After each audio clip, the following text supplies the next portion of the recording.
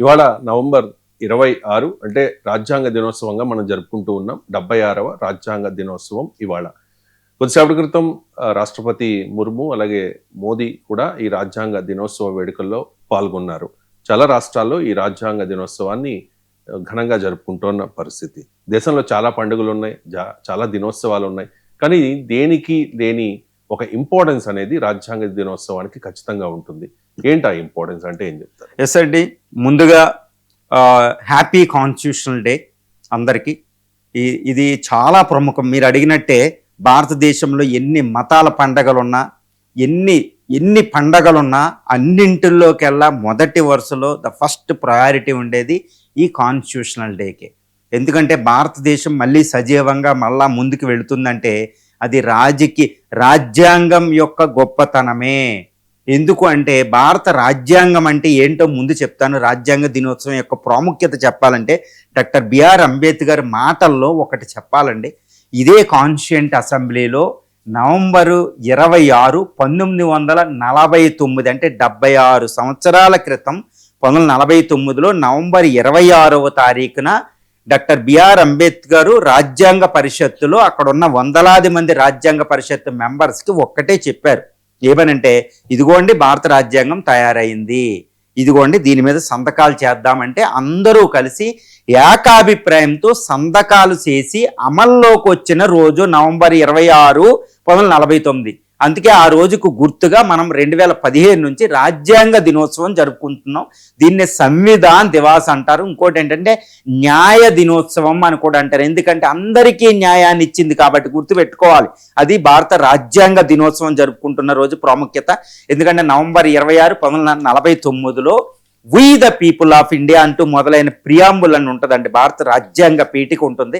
అందులో we the people of India, we hereby declaring ourselves as a socialist, secular, democratic republic అని ఉంటుందంట. Sovereign, socialist, secular, democratic republic, ఈ 5 పదాలు important. Finally on this day of the 26th, 1949 adopt and enact ourselves, give to ourselves, మనకు మనం ఇచ్చుకున్నామని ప్రజలు తమకు తాము ఇచ్చుకున్నది, ప్రజలు తయారు చేసుకున్నది భారత రాజ్యాంగం. ఎందుకంటే ప్రజల ద్వారా ఎలక్ట్ కాబడిందే భారత రాజ్యాంగ పరిషత్తు, ఇంక్లూడ్ అంబేద్కర్ కూడా.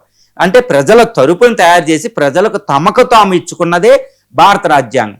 డాక్టర్ బిఆర్ అంబేద్కర్ ఏం చెప్తారంటే, ఎందుకు ఇది అత్యంత ప్రాధాన్యత గల దినోత్సవం అంటే, అన్ని పండగల కల్లా, ఈవెన్ అన్ని మతాల పండగల కంటే కూడా అత్యున్నతమైనది. ఒకటే గుర్తుపెట్టుకోవాలండి. ఈరోజు ప్రపంచంలో కొన్ని దేశాలు చూడండి, ఏది వెనుజులా చూడండి, ఇరాన్ పరిస్థితి చూడండి, పాలస్తీనా, వాళ్ళకి ఎన్ని మతాలు ఉన్నా మతాలు వచ్చి రక్షించడంలే, వాళ్ళకున్న గవర్నెన్స్ సిస్టమ్ రక్షిస్తుంది. గుర్తుపెట్టుకోవాలి. మన మతాలు మనల్ని రక్షించవు, మనల్ని ఏలుతున్న ఒక రాజ్యాంగ వ్యవస్థ ఉంటుంది, అది మనల్ని రక్షించగలదు.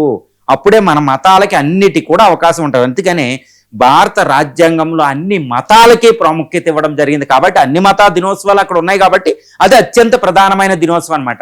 ఇక అంబేద్కర్ మాటల్లో చెప్పాలంటే రాజ్యాంగం అంటే విశిష్టత అంటే ఏంటంటే, భారత రాజ్యాంగం అనేది మనకేంటంటే ఒక గవర్నెన్స్ ప్రిన్సిపల్, పరిపాలన ఎలా సాగించుకోవాలో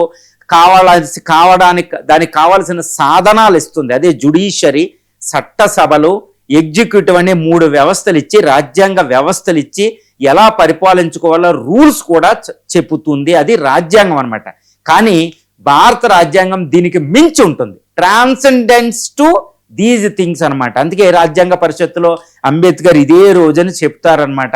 భారతదేశ భవిష్యత్తు తరాలను ఉద్దేశించి చెప్తున్నారు ఆయన. ఏం పదం అంటే, ఇదిగోండి ఈ భారత రాజ్యాంగం అనేది, ఇలా పట్టుకుని ఆయన మాట్లాడతారు. భారత రాజ్యాంగం అనేది it's not a mere book of laws of the governance, it carries the very soul of India. ఆ పదాలు చూడండి ఎలా ఉంటాయో. భారత రాజ్యాంగం అనేది కేవలం పరిపాలించుకోవడానికి కావలసిన చట్టాలనే చెప్పేది కాదండి, ఇది మొత్తం భారత రాజ్యాంగ ఆత్మను కలిగి ఉంది. ఇది ఒక సజీవ పత్రం, ఇట్స్ ఎ లివింగ్ డాక్యుమెంట్ అని చెప్తారనమాట. అదిగోండి చూడండి, భారత రాజ్యాంగంలో భారత సంస్కృతి యొక్క సజీవం ఉంది.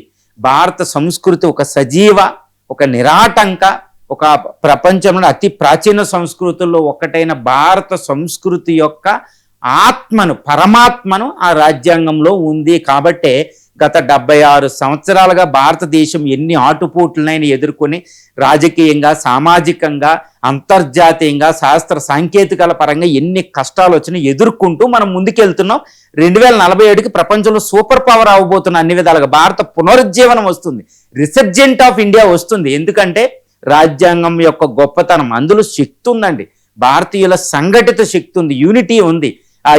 ఒక 5,000 10,000 సంవత్సరాల నుంచి మనం భారతదేశం సంపాదించుకున్న శక్తి అంతా దాంట్లో పెట్టబడింది.